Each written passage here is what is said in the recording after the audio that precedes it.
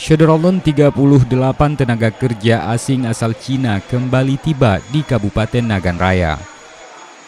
Mereka adalah pekerja yang akan beraktivitas pada pembangkit listrik tenaga uap PLTU 3 dan 4. Para WNA ini Syederolon tiba di Nagan Raya melalui Bandara Cut Nyak Dien dan langsung menjalani pemeriksaan suhu tubuh, pemeriksaan izin tinggal, serta izin kerja.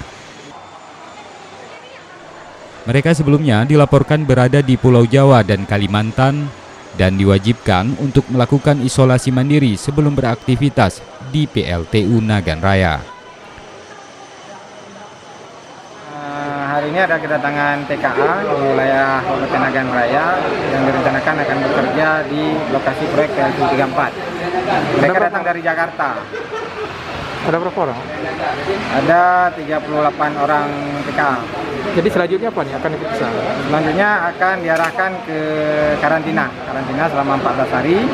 Kita juga belum melakukan pengecekan terhadap dokumen-dokumen mereka. Nanti setelah sampai di tempat karantina akan kita lakukan pengecekan.